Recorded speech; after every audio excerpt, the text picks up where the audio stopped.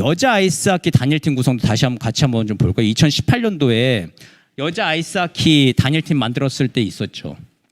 2월에 평창 동계올림픽 할 때 단일팀을 만들어서 남북 단일팀 만들어 참가를 했잖아요. 그때 문제 제기가 있었죠. 어떤 게 있었습니까? 남북 단일팀, 여자 아이스하키 단일팀 만든다고 하니까 어땠어요? 문제 제기가 뭐가 있었어요 그때? 그러니까 남측에 4년간 준비했던 선수 그때 몇 명, 4명인가 5명인가 엔트리를 제외를 해야 되잖아요. 그리고 북측 선수 엔트리를 넣어줘야 돼요. 야, 그럼 걔는 뭐야? 4년 동안 이렇게 노력하고 했던 왜 무슨 뭐 민족의 이름, 통일의 이름 때문에 개인의 그 노력이 희생되어야 돼? 그게 공정한 일이야? 공정한 일이야라고 하는 거에 대해서 어때요? 그 당시에 사회적인 문제 제기에 대해서 반향이 있었죠. 옛날 같았으면 어땠어요?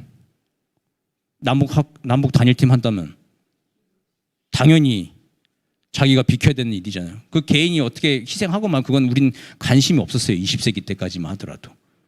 근데 훌쩍 시간이 뛰어넘어서 2018년도에 남북 여자 아이스하키 단일팀 만들자고 하니까 엔트리 제외되는 몇 명의 선수 그럼 그 사람들의 기회는 어떻게 하느냐라고 하는 문제제기가 있었고 거기에 대해서 사람들이 반향을 일으켰습니다.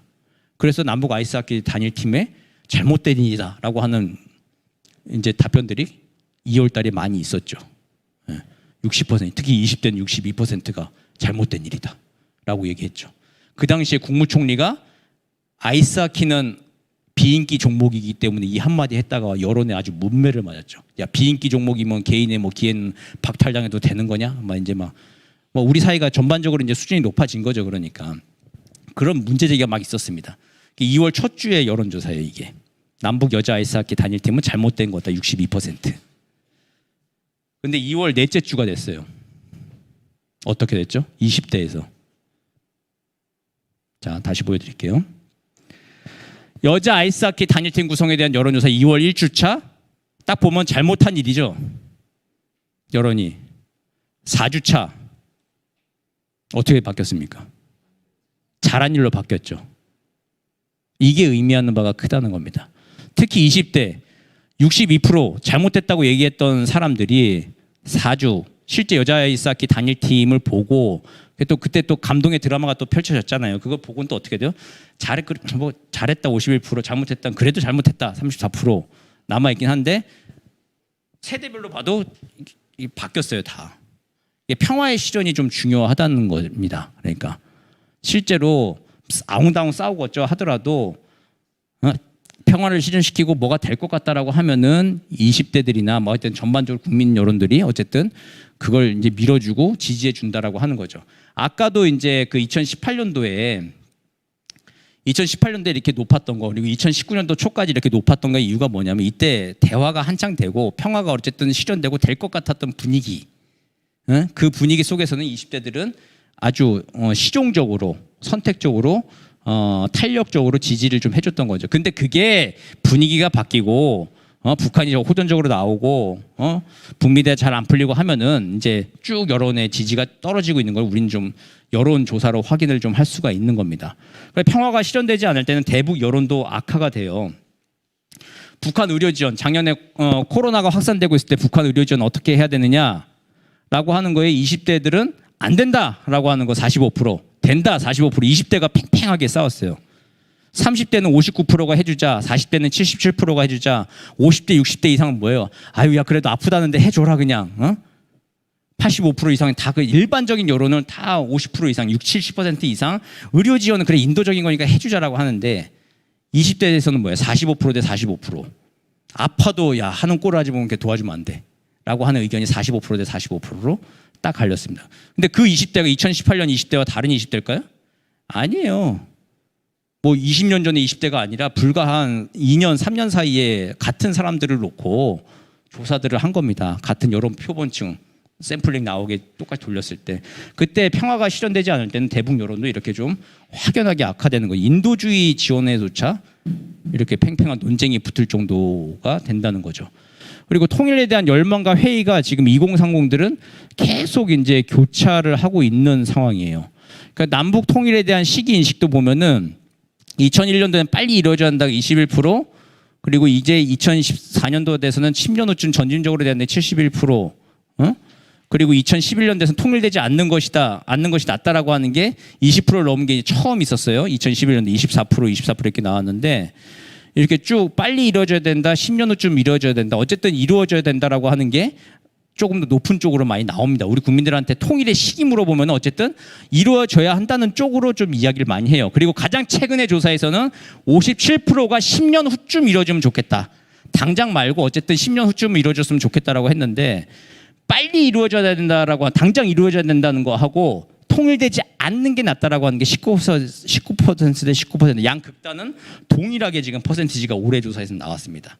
그래서 대부분은 그래도 어쨌든 점진적으로 언젠간 통일하면 좋지 않겠느냐라는 생각을 막연히 가지고 있어요. 근데 이 사람들한테도 뭘까요? 아까 얘기한 대로 반드시 통일을 해야 된다라고 물어보면 어떻게 택할까요? 이분들도. 이게 41%로 떨어진다는 거예요, 이분들.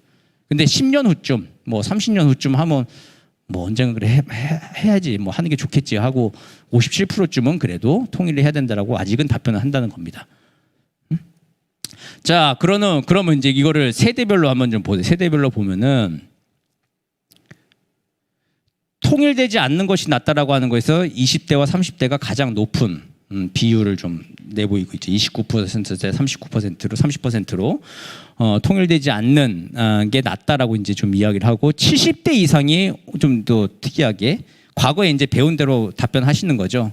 어렸을 때 배운 대로 빨리 우리의 소원은 통일이라고 얘기를 하는 거죠. 이거는 얘기를 좀 하시는 것 같고 근데 특이한 점이 뭐냐면은 20대라고 하는 20대 30대 젊은 층이라고 하는 사람들이 여기 10년 후쯤 통일됐으면 좋겠다라고 하는 거에 딱 정확히 57% 평균치 맞게 대답을 했어요. 이 사람들이.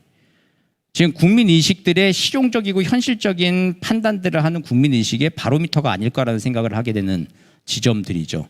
그러니까 각 세대별로 들쭉날쭉하고 평균치가 좀 달라지는 답변들을 보이는 가운데 20, 30대는 전체 국민 평균을 합쳐놨을 때 퍼센티지와 똑같은 세대별 특징 응답 비율을 좀 보인다는 겁니다. 그러다 봤을 때 뭐 일반화시킬 수는 없지만 추정할 수 있는 거는 20, 30대가 그래도 가장 국민의식 일반 여론과 가장 합치되는 방향의 현실적인 생각들을 하고 있을 수도 있겠다라고 하는 이제 생각을 좀 하겠죠. 근데 이제 이게 대한 통일에 대한 열망과 회의가 계속 지금 교차하고 있는 가운데 먼 후에 좀 이루어지면 좋겠지라고 생각을 하고 있는 걸로 볼 수 있다는 겁니다. 그래서 이 젊은 세대, MZ세대 같은 경우에는 이 지금 MZ세대 특징들 보면 이렇게 새로운 시대에 대한 본인들의 역할의 규정이 별로 제가 보기에는 없는 것 같아요. 그러니까 과거엔 독립, 못 먹고 못 살던 시절에는 산업화, 그리고 뭐 권위주의 독재 정권 시절에는 민주화, 그 다음은 세계화, 정보화, 이제 이런 거에 각 시대별 청년들의 역할이 있었잖아요. 우리들한테 주어진 역할들이. 근데 지금 청년들한테 주어진 역할들이 뚜렷하게 뭐가 있나요, 혹시? MZ 세대니까 다워나 뭐 이제 이런 게 뭐 시대 역할인가요? 한마디로 잘 그게 없죠. 그 목표 자체가 없는 게 어쩌면 시대적 특성일 수 있겠으나 우리가 그렇게 후진국형처럼 뭐 한 가지 국가적 목표를 위해 모든 국민들이 막 박차를 가야 되듯이 않아도 되는 이제 그런 나라에 살고 있으니까 이런 공감대적인 목표가 없는 게 있을 수도 있지만 근데 이제 갈 방향이 없고 규정이 안 되다 보니까 이게 새로운 젊은 세대가 원하는 게 뭔지 또 이들이 가야 될 방향이 뭔지를 이거 사회적으로 잘 이야기를 아직은 안 해주고 있는 그런 상황인 것 같습니다. 이거 안 해주면서 우리가 욕하죠. 아무 생각이 없는 것 같다 그러고. 근데 그거는 기성세대가 맞는 역할인가요? 그건 또? 기성세대가, 기성사회가 우리 사회가 나아갈 미래가 나아갈 방향에 대해서 방향을 제시해주지 않고 있으면서 너네는 아무 생각이 없는 것 같아. 우리 때는 이랬는데 말이야. 막 얘기하는 거 그건 또 옳은 건가요? 또? 교회가, 사회가 정말 생각을 많이 해야 될 지점인 거죠. 과거에는 시대별로 역할들이 좀 있었어요. 이거는 1920년대 광주 독립학생운동 할 때 사진입니다. 20년대 사진이에요. 독립. 그리고 4.19 때 심지어 아이들이 나와가지고 이제 우리 부모 형제들한테 총 쏘지 말라고 데모하던 1960년 4.19 때 당시 사진입니다. 70년대 산업화 역군 때 20대 청년들 사우디 가서 일할 때 30대 청년들 사우디 가서 일하던 사진입니다. 80년대 민주화 시대 때 가두 투쟁을 하던 대학생들 사진이에요. 시대별로 역할들이 있었는데 지금 이제 우리가 해야 될 역할들은 뭐냐는 거죠. 잘. 그러니까 이 시대 지나서 70년대생인 저한테 90년대, 2000년대 초까지는 어떤 시대가 요구하는 뭔가 방향이 있었어요. 세계화, 정보화라고 하는 게 제 시대 때 요구받던 역할이었습니다. 그래서 뭐냐면은 제 때는 저희 다들 기억하시겠지만 학교 때 영어 선생님들이 영어 회화는 안 되시잖아요. 문법은 가르칠 수 있지만 영어 회화는 안 되죠. 그래서 저희 때 요구받았던 게 뭐냐면 자유로운 영어 회화를 할 수 있도록 했어야 된다. 세계화가 되어야 한다. 그런 거였어요. 혼자 배낭 메고 세계 여행을 갈 수 있어야지. 뭐 이제 이런 거였어요. 그런 걸 이제 막 이게 해서 그래서 저희 때 막 영어 회화 많이 하고 막 이게 그 컴퓨터 능숙하게 다루고 막 이제 그런 게 저희한테는 화두였습니다. 그래서 그걸 해냈어요. 저희 때 세대 때 하고 자유롭게 해외여행 다니고 영어 하고 지금 국제기구나 어디 비즈니스맨에 지금 저 때의 40대들이 활동을 이제 하고 있는 상황인 것이죠. 근데 저희 이후 세대는 더욱더 더 세계화된 세대들이 다 막 자라나고 있는 상황이고 뭐 세계화 정보화 같은 것들의 시대적 과제들이 있었어요. 근데 그 다음 세대 지금 특별히 지금 보이고 있는 게 저는 제가 잘 과문해서 그런지 몰라도 뚜렷하게는 안 보이는 것 같아요. 뭔지. 그러니까 통일세대, 평화세대 이제 그런 걸 우리는 규정을 그렇게 좀 해서 해주고 싶죠. 근데 이제 그걸 이제 잘 만들어야 되는 게 아마 우리의 역할일 건데 그래서 좀 궁금해서 구글링을 좀 해보니까 과거 X세대까지만 하더라도 이게 구체적인 이미지가 있어요. 실사 이미지가 있었어요. X세대면 90년대 이미지가 이런 게 있었잖아요. 나는 나다 그러면서 뭐 개인을 추구하면서도 뭐 공존을 추구하자 뭐 이런 게 있었는데 MZ세대라고 하는 걸 구글링을 해봤을 때 실사 이미지로 잡히는 게 실제로 많이 없더라고요. 이건 연출된 사진입니다. 그러니까 새로 스타트업을 도전하고 있는 젊은 세대들의 연출된 사진인데 이게 그럼 MZ세대 도전, 개척, 프론티어 정신 뭐 이런 게 지금 새로운 세대의 역할인가? 근데 프론티어, 개척 이런 거는 과거에도 똑같은 거였잖아요. 그거는 어떤 시대의 목표가 아니라 행동 양식이잖아요. 그냥 어느 시대나 관통하고 있었던 젊은이라고 하면 개척하고 도전하고 하는 것들은. 근데 이거를 만드는 게 좀 급한 상황인 거고 그래 봤을 때 저는 이게 좀 분단을 극복하고 통일, 아까 말씀하신 대로 통일 평화로 가는 게 우리의 지정학적인 숙명이라고 한다면 중요한 과제라고 한다면은 그거에 대해서 좀 한번 도전해보는 새로운 시대적인 개념들을 만들어 나가는 거 필요하지 않을까? 그런 생각들을 좀 해봅니다. 그게 여기서 얘기하는 건데 통일의 재구성이 좀 필요한 거죠. 통일 개념이라고 하는 거는 제가 좀 연구를 좀 이렇게 저도 한 20년 가까이 연구를 해봤는데 통일되지가 않아요, 결코. 그 통일의 의미, 지금 변화된 시대상의 통일의 의미는 새롭게 좀 재구성할 필요가 있다. 통일이 아니라 다른 것들이 서로 통하고 화합해서 살 수 있는 방향들을 개념을 어떻게 시킬 것인가. 그게 지금 중요하다는 겁니다. 민족공동체 통일 방안, 좋은 통일 방안인데 선평화, 긴 선평화 과정 중요한데 마지막 단계가 후통일이라고 하는 거예요. 거기에 대해서 엄청나게 많은 부담을 느끼는 거죠. 영토와 권력이 하나로 합쳐지는 건답니다. 영토와 권력, 체제라고 하는 게 하나로 합쳐지는 거. 영토와 권력이 하나로 합쳐지는 거. 우리도 부담을 느끼지만 영토와 권력이 하나로 합쳐진다는 거에 대해서 누가 가장 많은 부담을 느낄까요? 우리 내부에서도 야, 그럼 영토와 권력이 하나로 합쳐지는 통일을 해. 그 부담스럽다고 우리들 얘기합니다. 근데 사실 또 더 부담스러워할 존재가 누굴까요? 북한이죠, 북한. 영토와 권력을 북한은 지금 통일한다 그러면 흡수된다라고 생각을 하죠. 통일 그러면 그 앞에 가로가 쳐 있죠. 각자 다 남한 주도의 통일, 북한 주도의 통일. 각자 가로를 치고 통일이라고 하는 얘기를 좀 하고 있죠. 그 통일 개념에 좀 재구성을 해서 이게 긴 시간 평화 공존 다음에 그 다음 단계의 그 무언가 사회가 무엇일까? 그걸 찾아가는 게 다음 세대의 역할이다라고 하는 것. 이제 그 평화 비즈니스, 평화 세대를 만들어 나가는 것들. 이제 이런 것들이 좀 중요하지 않을까에 대한 담론들을 지금 만들어 나가는 것들이 지금부터는 굉장히 좀 중요한 것 같아요. 왜냐하면은 통일의 전제는 분단인데 이 분단과 분할 중에 분단과 분할 어느 그림이 분단이고 어느 그림이 분할인 것 같습니까? 그러니까 분단은 나눠진 거잖아요. 분할은 나누는 거죠. 나눠지는 수동하고 나누는 능동하고 했을 때 어느 게 분단이고 어느 게 분할인 것 같아요. 이 그림에서. 그렇죠. 순서대로 돼 있어요. 이게 분단. 미소가 진주해서 우리가 타율적으로 찢겨졌잖아요. 분단이 됐어요. 45년도 어느 시점에. 45년, 48년 그 해방공간 그 시점에 분단을 맞았어요. 타율적으로 우리 민족이 분단을 맞이했으니까 이거를 극복하자, 역사적으로 치유해야 될 과제이다. 새로운 이제 통일 조국을 만들어 보자라고 하는 게 20세기의 이념이었습니다. 우리의 명제였어요. 이건 뭐예요? 만약 그때 남북한 주민이 주민 투표를 해가지고 야 우리 38도선 이북은 사회주의 체제로 38도선 이남은 자본주의 체제로 살자 주민 투표를 통해서 결정했다. 그 당시에 많은 그 아시아 아프리카 신생 독립 국가들 중에 뭐 하나처럼 주민 투표를 통해 가지고 자기들의 체제를 선택하고 한 1년 정도 거주 이전의 기간 주고 사회주의 갈 사람 사회주의 가고 자본주의 갈 사람 자본주의 가고 막 그렇게 해서 1년 뒤에 문 닫는다. 해가지고 하면 그건 뭐예요? 분할이죠. 남북한이 분할돼서 살면은 지금처럼 이렇게 막 뜯고 막 싸우고 그러지는 않을 수도 있습니다. 6.25 전쟁도 안 났을 수도 있죠. 그냥 그러고 김여정 얘기하는 것처럼 제발 좀 의식하지 말고 이제 서로 의식하지 말고 살고 있는 상태가 만약 그때 됐으면은 6.25 전쟁도 없었을 수도 있고 지금처럼 뜯고 어쩌고 싸우고 그러지는 않을 수도 있죠. 오히려 서로 합해보는 게 어때라고 하는 이런 열망이 더 강할 수도 있어요. 사람이라고 하는 게 늘 반대로 가니까.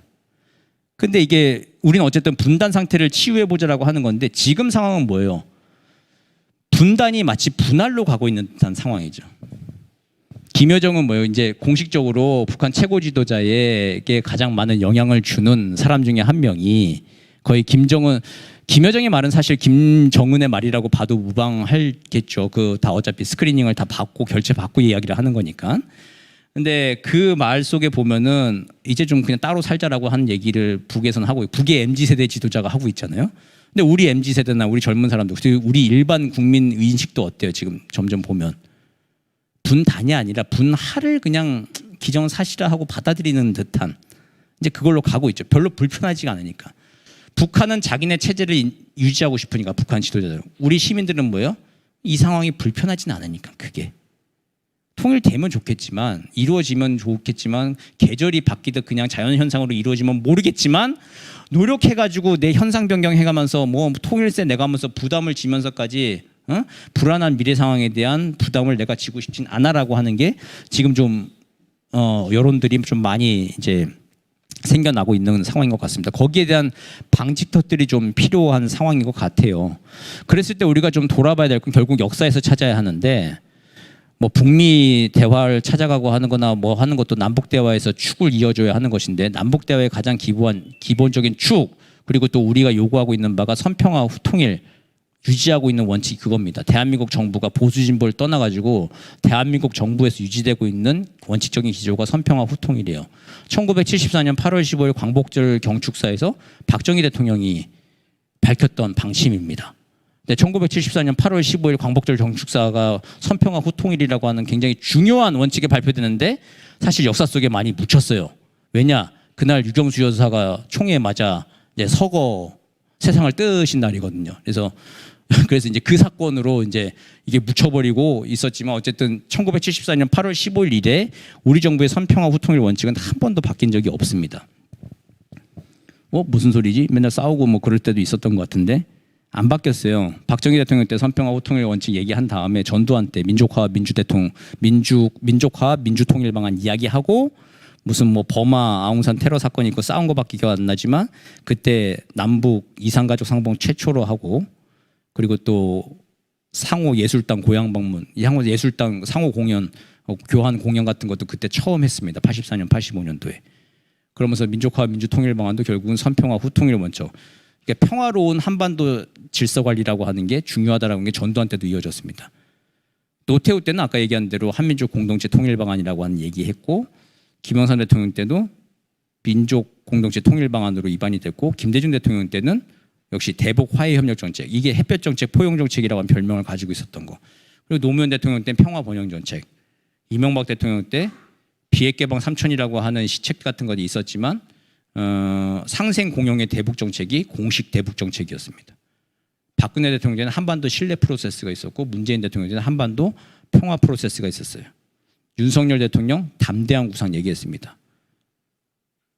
윤석열 대통령의 강성 지지층들 태극기 드시는 분들 있잖아요. 그런 분들이나 윤석열 대통령의 뭐 캐릭터 이런 거 생각하면 어떤 발언이 나와야 됩니까? 광복절 경축사 갔을 때 반북 대결, 응? 힘을 통한 안정, 막 이제 이런 게 나와야 순리적으로 이렇게 논리적으로 이해가 되죠. 근데 대통령이 되고 100일 정도 운전대를 잡으면은 선평화 후통일 원칙의 기조를 벗어날 수가 없습니다. 전쟁을 하겠다고 마음 먹지 않는 이상은. 그래서 광복절 경축사에서는 어쨌든 담대한 구상 얘기를 하는 거죠. 한미연합훈련이라고 하는 거는 그건 한미 간에 또 하는 건 하던 거라도 공식적인 메시지는 어쨌든 담대한 구상, 남북 공동경제발전위원회 이런 거 나갈 수밖에 없어요. 대한민국 대통령 운전대를 잡으면 선평화 후통일 원칙을 벗어날 수가 없습니다. 동시에 5,500만 명 데리고 어디 이사 갈 거 아니면은 책임져야 되는 게 전쟁할 거 아니면은 선평화 후통일밖에 없어요. 답이 없어요. 그랬을 때 다음 세대 지속 가능한 의제 아젠다로서는 평화라고 하는 것 가장 중요할 수밖에 없죠. 그리고 또 평화의 끝이 목적이 뭐여야 하느냐. 북미 관계는 평화일 수 있어요. 평화가 목표일 수 있습니다. 비핵화 목표일 수 있어요. 근데 우리한테는 그거 넘어서 통일이라고 하는 목표, 버릴 수 없는 목표가 있죠. 통일이 없이 평화가 지금 유지가 과연 지속 가능할까 한반도에서. 그러니까 남북한이라고 하는 나라가 영토와 권력을 서로 조금씩 내려놓고 서로 합하지 않는 이상은 이게 지속 가능한 평화가 가능할까? 그런 상태에서 이제 통일이라고 하는 개념을 어쨌든 조금 뭐 재구성하고 바꾸더라도 남북한이 합의할 수 있는 걸로 바꾸더라도 이 통일이라고 하는 상태에 대해서 좀 근접해야 평화도 이제 지속 가능할 것이고, 그리고 평화라고 하는 상태를 지속하지 않는 이상 통일에 대한 논의 같은 거는 더 나아갈 수도 없고, 평화 없이 그냥 통일만 하자, 그건 맹목 전쟁하자는 얘기로 발전될 수 있는 거죠. 그래서 평화 없는 통일은 맹목이고 통일 없는 평화는 공허하게 들릴 수밖에 없을 겁니다. 이런 걸 가지고 단기적으로는 어쨌든 신냉전 구도 추전 중인 상황에서 우리 같은 경우에는 결국은 자강을 통한 자결주의의 길들, 여기에 대한 원칙과 기조를 놓치지 말아야 할 것들. 그러니까 우리가 지금 북한에 대해서 대화하자고 하는 것도 맥없이 그냥 대화하자고 하는 건 아니잖아요. 우리가 힘이 없어서 평화를 구걸하면서 지금 대화하자고 하는 건 아니잖아요. 힘이 있지만 싸우지 않겠다라고 하면서 대화를 하는 거죠. 그러니까 자강을 통해서 우리의 그 자결, 우리의 한반도 미래상은 그냥 평화로 단순히 끝나는 게 아니라 어쨌든 통일의 개념이 이게 완전한 영토와 권력을 하나로 합친 거든 아니면 이제 뭐 연합이나 연방의 형태로 좀 같이 공존해 사는 것이든 간에 어쨌든 우리의 목표는 계속 하나로 나아가는 방향으로 끝없이 전진할 거다라고 하는, 우리의 미래 상황에 대해서 우리네가 결정하겠다는 자결주의에 기초한 통일 정책과 그리고 한반도 당사자주의, 그러니까 우리 문제는 우리가 풀어나간다라고 하는 기본적인 원칙에 대한 그 확인과 부활, 이런 것들이 좀 필요한 시점인 것 같습니다. 이게 이제 드골주의라고 이제 이름을 좀 붙여봤는데, 드골주의의 핵심은 그거였죠. 1960년대 프랑스의 길에서 이게 자칫 잘못 인용이 되면 우리도 핵무장하자 막 이제 그래 버리게 되는 건데, 사실 드골주의의 핵심은 그거였죠. 이게 대서양주의자, 당시 미국에 의탁해서 프랑스의 안보를 해결해 보자. 그랬을 때 이제 드골이 던진 질문이 그거죠. 미국이 뉴욕을 뭐 파리를 구하기 위해서 뉴욕을 버릴 것인가라고 하는 거. 지금 우리도 똑같은 질문합니다. 미국에 대해서. 미국이 샌프란시스코를 우리 미국이 서울을 지키기 위해서 샌프란시스코를 버릴 수 있을 것인가? 그거 우리가 미국한테 하는 질문이죠. 그렇게 의탁하는 게 이게 과연 맞느냐라고 하는 거. 그래서 지금 나오는 그 전략은 미국의 핵 확장 억제 전략을 공약을 확실히 하는 거. 이제 그게 현실적인 시책으로 지금 얘기가 되고 있는 건데, 그래서 근본적으로 이제 이런 드골주의 이야기를 하면서 우리도 핵무장 하자라고 잘못 이렇게 막 빠져버리기도 합니다. 그래서 한반도형이라고 하는 걸 살짝 좀 붙여서 우리식의 맥락에 맞춰서 바꿔야 돼요.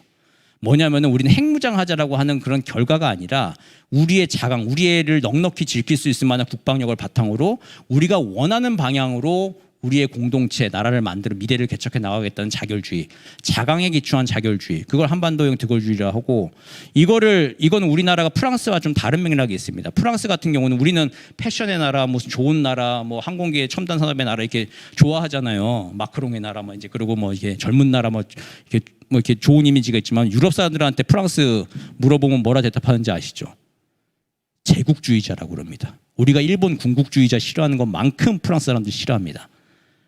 근데 그 사람들이 드골주의 얘기했을 때는 핵무장하고 그래서 대서양주의라고 하는 게 드골주의에 맞서서 한 그 담론을 이룰 수 있었던 거예요. 그렇게 드골주의라고 하는 거 하면서 외골수로 빠지지 말고 미국과 협력하여서 평화롭게 안정론을 이야기하면서 공산주의에 대한 접근을 통해서 평화를 이뤄나가자 보자, 대탕틀이 이뤄나가 보자 하는 게 1960년대 국제 정치 질서에서는 이야기가 가능했던 거죠. 근데 우리는 제국주의를 한 역사가 없는데 이만큼 발전한 이상한 나라예요. 특이한 나라입니다. 비제국주의 역사이기 때문에 우리가 자강을 통한 자결을 하겠다라고 하는데 위협을 느낄 나라들, 물론 우리나라 착각일 수 있겠지만 없어요. 옆에 중국, 일본 같은 나라 우리한테 늘 당하고 살았던 나라, 우리가 늘 당하고 살았던 나라죠. 근데 우리가 키웠다고 해서 이걸 중국과 일본, 북한을 바로 치기 위해서 우리가 군사력을 키운다? 뭐 혹시 뭐 핵무장 여러 나라가 나온다 하더라도 이게 꼭 공격하기 위한 게 아니라 방어하기 위한 거다. 우리 비제국주의 역사를 가지고 있는 특이한 역사적 배경이 있기 때문에 평화와 자강을 동시에 이야기할 수 있는 독특한 입지를 우리는 가지고 있습니다. 그거를 앞으로 이제 우리가 특히 젊은 세대들한테 이런 입지를 잘 활용해서 평화 세대. 저는 좀 화가 나는 게 노르웨이나 스웨덴 같은 나라들이 평화 비즈니스 해가지고 돈을 벌고 있잖아요. 평화 아카데미, 뭐 노벨상 뭐 등등등 해서 거기에 전 세계 뭐 평화하고 해가지고 아카데미 매년 많이 늘리고 수천만 달러, 수억 달러의 수익을 올리고 하는데 우리가 그거를 해야 되는 건 사실은요. DMZ 접경 지역, 뭐 이제 이런 데서 세계에 이제 평화를 희구하는 사람들이 와서 여기서 평화 아카데미를 하고 우리가 이제 비제국주의지만 이렇게 잘 살게 된 대한민국의 자강을 기초한 자결, 이를 통한 연대 이런 것들을 가지고 한국이 한번 어떻게 할 것인가, 그리고 한국을 중심으로 전 세계 평화 세력들은 무엇을 할 것인가, 이런 것들을 좀 얘기하는 게 다음 세대의 이제 어떤 그 시대적인 과제, 이런 것들이 좀 될 수 있겠죠. 한국의 새로운 과제. 이런 것들을 좀 제시를 좀 하면서 꽉 막힌 북미 관계, 남북 관계를 좀 근본적으로 바로 풀리진 않습니다. 확인해서 말씀드리면 이거 뭐 한 방에 풀 수 있는 길은 없습니다. 하지만 이렇게 희망을 가지고 있으면 견딜 수는 있죠. 포기하지 않고 견딜 수는 있다고 좀 봅니다. 그래서 분할이 지금 분단이 분할로 지금 가고 있는 이 상황, 이거를 꼭 방지턱 역할을 하는데 우리가 좀 각성을 하고 계속 좀 노력을 좀 해야 되겠다. 이제 이런 것들이 북미 관계에서 좀 시작을 해서 통일 이야기까지 했을 때 오늘 좀 뭐 결론 아닌 결론으로 좀 두서없이 좀 말씀을 좀 일단 드리고, 시간이 좀 됐으니 맺고, 남은 시간 동안에 뭐 필요하시면 좀 질의응답을 좀 가지고 한 10분 정도, 15분 정도 내에 마무리 좀 하도록 하겠습니다. 자, 일단 여기서 맺겠습니다. 감사합니다.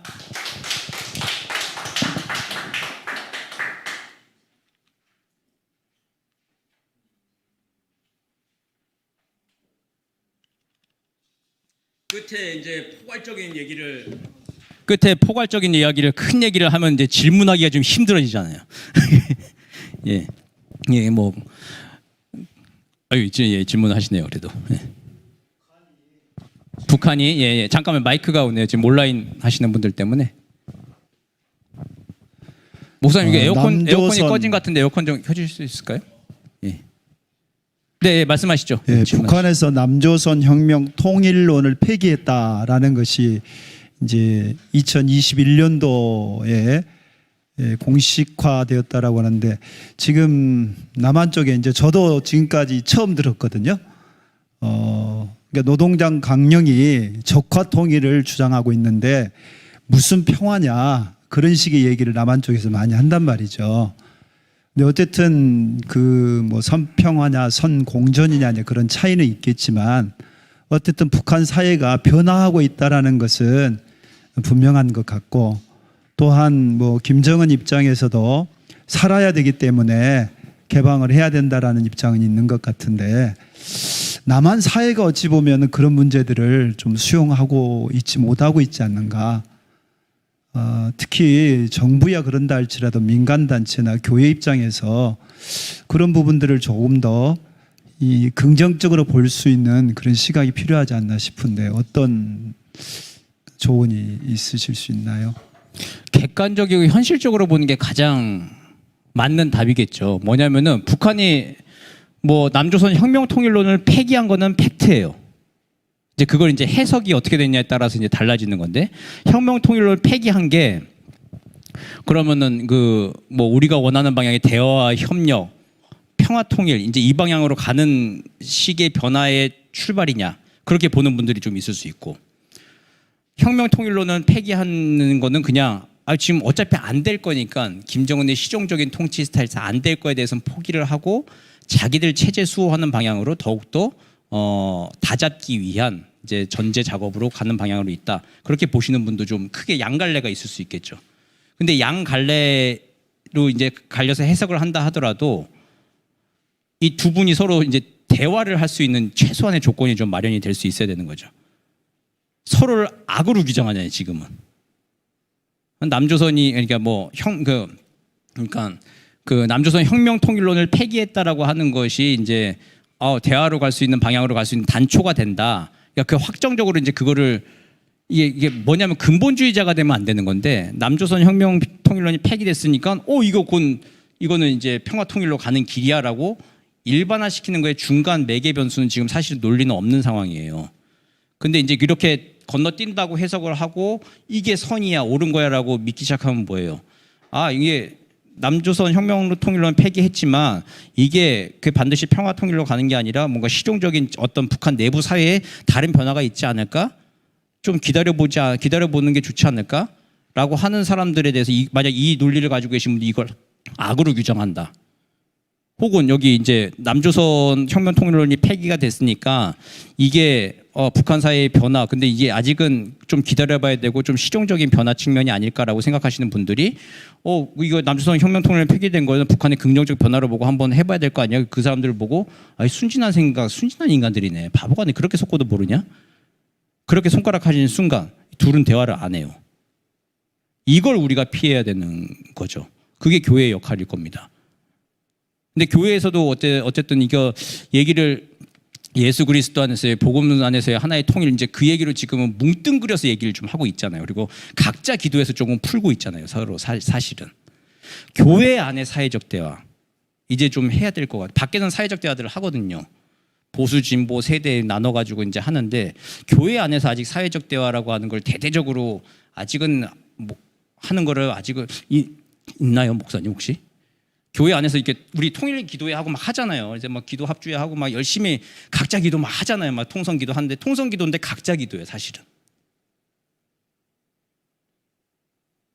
그게 교회에서는 하나 좀 역할을 좀 해줘야 될 필요가 있다고 봅니다. 그러니까 사회적 대화를 하면 사실 사회적 대화 각자 입장 가지고 나와서 각자 세대 대표에서 나와서 각자 얘기하고 그냥 또 가요.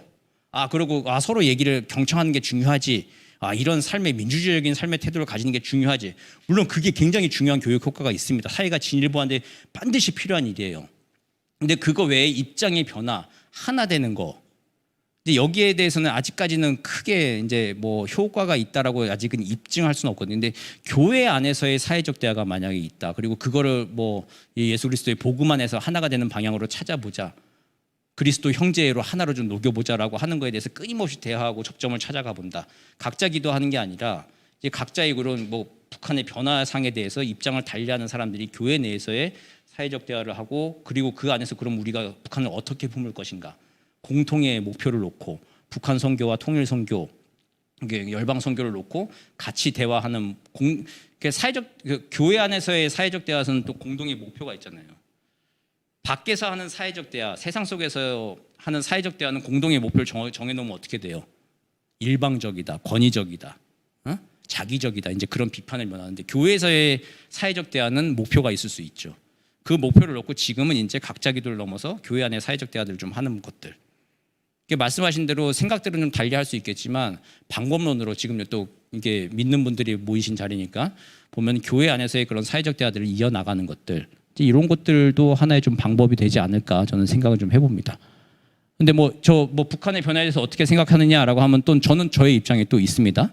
입장이 있지만 이제 그걸 이제 일반화시켜서 얘기할 그런 자리는 아닌 것 같고 양쪽이 만나서 이야기하는 게 좀 중요하다라고 하는 게 이게 그냥 일반적 사회적 대화 말고 교회 안의 사회적 대화 필요하다. 이제 그게 저는 그 생각을 좀 가끔 해봅니다. 예.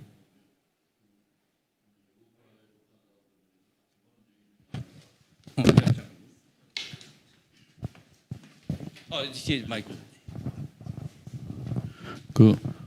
우리가 흔히 우파 오른쪽에 이제 속한 분들이 하는 얘기 중에 하나가 황정엽 씨가 한국에 왔을 때 남한에 이제 상당한 숫자 5천 명 이상의 교회로 얘기하면은 여러 대 크리스찬 생활을 해온 집안이 있듯이 이제 주체 사상이나 왼쪽의 사상에 좌파 사상에 많이 사회주의 사상에 몰입된 사람들이 상당수가 있다 이런 얘기를 했었거든요.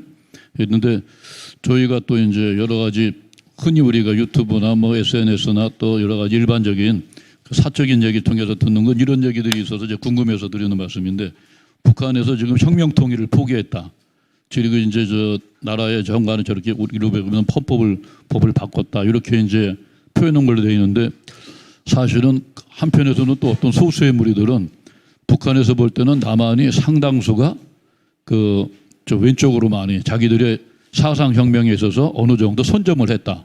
그 노동운동하는 사람들 다 포함해가지고 본인들 편으로 보고 그다음에 선거할 때도 지금 이런 상황인데도 항상 반반으로 대등하게 정권이 바뀌었어도 여전히 그 세력들이 있다해서 사상적으로 상당히 이미 혁명은 완수돼 가고 있다. 이런 얘기들이 흔히 있어요. 좀 일부. 그래서 그 부분에 관해서 좀 저희는 주변에서 듣는 정보로만 이렇게 뭐 이렇게 주워 먹듯이 취하는 거니까 좀 교수님 입장에서 그런 얘기들에 관해 어떻게 평가하시나 좀 듣고.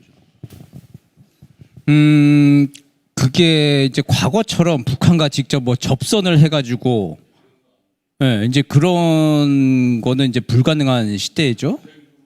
예, 자생적으로 이제 그 체제 부정 세력들이 자라나는데 이제 그게 뭐랄까 뭐 사회주의 이론이든 어떤 반체제 이론이든 뭐 그런 것들을 수단으로 택해서 논리로 강화시켜 나가면서 자신들의 이제 세력을 확장하는 담론으로 만들어 나가고 있는 그런 세력들이 있긴 있겠죠. 분명히 있죠. 있긴 있겠고 얼마 전에도 왜 무슨 특전사 대위가 사실 또 간첩 혐의로 또 잡히고 그러지 않았습니까? 아 그리고 또 뭐 개인적인 말씀 드리면은 개인적인 좀 말씀드리면 저는 이거 언론 활동을 하고 노출된 사람이잖아요. 노출된 북한 전문가잖아요. 엄청나게 피싱 메일과 스팸 뭐 문자 그런 거 시도를 많이 하는 것 같아요. 북측이. 점점 더 정교화됩니다. 제가 어제 누구 만났는지 알고 메일을 보내요. 그러니까 까딱 거기에 뭐 답장하고 뭐 첨부 파일 열어보면은 이제 제 컴퓨터는 쫙 털리는 거죠. 그러니까 제 컴퓨터 털리면은 저와 관계된 뭐 여러 북한 전문가들 또 관련 통일 외교 전문가들한테까지 계속 이제 메일 타고 넘어가고 막 그렇게 되는 거죠. 그게 저 한점만 그런 게 아니라 북한 통일 전문가들 알만하다 싶은 사람들은 매일같이 겪는 일상으로 하고 있는 일이에요. 근데 그걸 알고 대응을 또 하잖아요. 그리고 아직까지 무너지지 않고 있다는 건 뭐냐면은 걱정스러운 세력이 뭐 40% 50% 있지만 그걸 알고 대응을 하는 또 사람들이 40% 50% 건전한 시민들이 깨어 있잖아요. 사실은 또. 그리고 대부분의 시민들의 의식은 뭐 여론 선거 때마다 나타나지만 대부분 다 중도예요. 거의 다. 일반 시민은 중도입니다. 아주 극에 있는 분들이 하도 소란스럽게 하니까 문제지 대부분 일반 시민 중도고 이 중도가 보기에 그때그때 합리적인 방향을 선택을 그때그때 하는 거죠.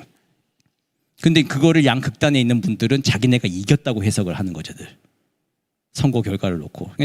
양극단이 잘못된 판단을 하는 거고 중도의 일반적인 시민들이 그때그때 이제 캐스팅 보트를 치고 합리적인 선택을 하면서 굽이굽이 치면서 어떻게까 여기까지 왔으니까 망하지 않고 오는 거지. 어느 일방으로 쏠려가지고 무슨 뭐 나라가 콜라당 뭐 넘어간다. 이제 이런 것들은 불가능하다라고 생각이 들고 이 뭐 유튜브나 SNS에 이제 그쪽을 조금 더 많이 화력을 점하고 있는 쪽이 많이 이제 쏟아붓으면 이제 그렇게 세상이 좀 보이긴 하는 건데 세상이 그렇게 돌아가는 건 아닌 것 같다. 이제 그 생각은 듭니다. 예. 아니 이제 예. 의도 이렇게 자기들이 어느 정도 이제 좀 속임수 같은 전략을 쓰는 것이 아닌가 한편으로는 그런 이제 의구심이 들어서는 얘기죠.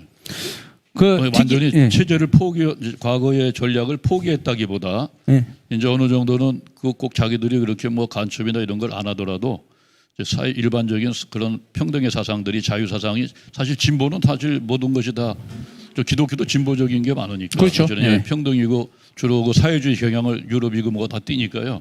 그런 부분에서 어느 정도 좀 이렇게 사회가 그렇게 흘러가니까 그건 굳이 저렇게 자극적인 혁명 이런 표현을 안 해도 된다고 본 그런 거겠죠. 식으로 예. 저 법을 개정한 게 아닌가 하는 그런 생각도 들어요. 그 보시면 아까 강의 중에 말씀드렸지만 전국적 범위는 이게 한반도 범위예요. 거기서 사회 자주적이며 민주적인 발전을 시작해서 민족의 공동 번영을 이룩하는 걸로 바꿨어요. 그러면서 이것만 했으면은 얘네가 바뀌었나? 애들이 변했네요. 뭐 그럴 수 있는데 강력한 국방력에 의한 조국 통일의 역사적 이걸 안 버렸단 말이에요. 이거를 같이 균형 있게 좀 봐야 되는 것이죠. 이면에서는 북한이 혁명 통일론 포기하고 얘들이 좀 변했나 그럼 긍정적인 면이 있나 하고 그 부분을 좀 이렇게 좀 보면서도 동시에 이제 국방력을 통한 강력한 국방력에 의거하고 있는 통일 이제 담론들 이런 것들도 있구나라고 하는 걸 알고 조심하면서 대화하고 하는 것들이 여전히 계속 필요한 것들이죠. 예.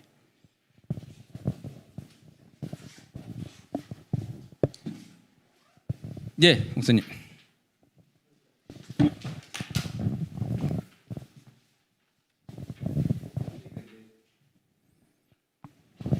저희가 기대하는 것이 남북 관계 개선, 관계 정상화 이런 부분들이 이제 이루어지는 것을 위해서 많이 이제 기대하고 또 기도하고 있는데 교수님께서 보실 때 그럴 수 있는 어떤 전환점, 전기가 어떤 방식으로 이루어질 수 있을까? 예를 든다면 2018년 같은 경우에는 평창 올림픽이라고 하는 걸 앞두고 북미, 그러니까 한미가 함께 이제 협의를 해가지고 군사 훈련을 하지 않겠다라고 하는 것들이 나오고 나서 결국은 그것에 대한 응답으로 평창 올림픽을 참여하는 그런 형태로 이제 진행이 됐었잖아요. 그 제가 볼 때는 아무래도 이제 코로나19 상황이 만약에 북한에 들어가게 되면 그것을 극복하기 위해서는 자기 스스로는 어려울 거고 손을 벌려서 뭔가 대화의 장이 열리지 않을까 이제 그런 기대가 있었는데 북한 같은 경우는 코로나19의 상황이 왔지만 그러지 않았거든요. 그래서 혹시 교수님이 보실 때 그럴 수 있는 계기가 언제 있을 수 있을까? 혹시 생각하고 있는 게 있으면 저희들이 좀 더 그 구체적으로 기도하기 위해서 교수님의 고언을 좀 구합니다. 네. 길게 봐야 되는데 우리가 길게 보면은 우리 좀 빨리빨리 뭐가 좀 됐으면 좋겠잖아요. 하지만 좀 객관적으로 결론부터 말씀드리면은 남북 관계선 당분간 몇 년 동안 돌파구는 안 보일 것 같습니다.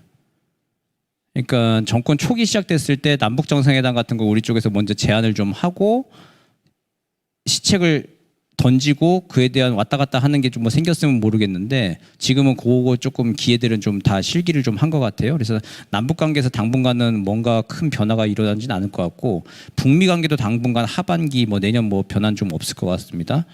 2024년도에 미국의 대통령 선거를 하고 다음 미국 정권이 들어섰을 때 그때 북미 간의 대화에서 뭐 다른 전제 조건이 혹시라도 나온다면은 전기가 좀 생길 수 있을 것 같은데 그것도 지금 상황이 계속된다면 별로 밝아 보이지는 않아요.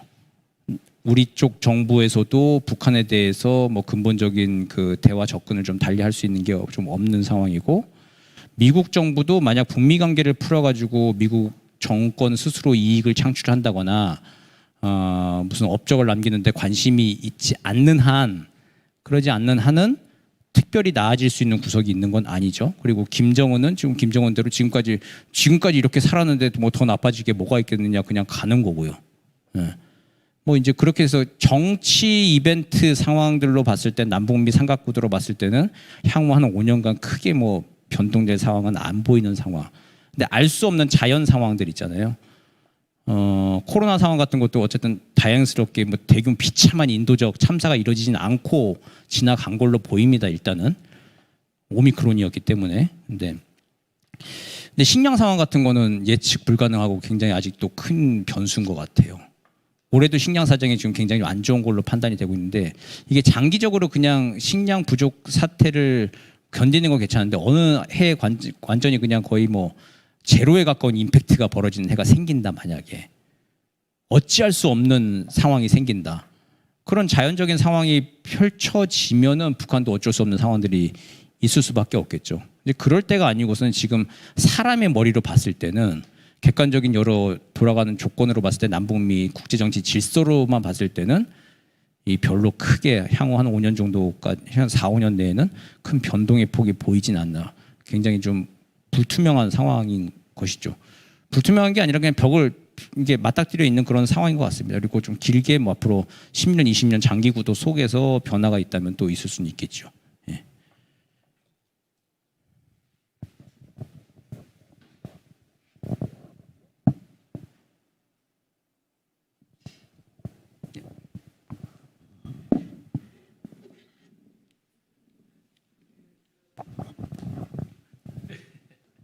네, 오늘 강의 해주신 우리 정 교수님께 우리 감사의 박수 한번 드리겠습니다.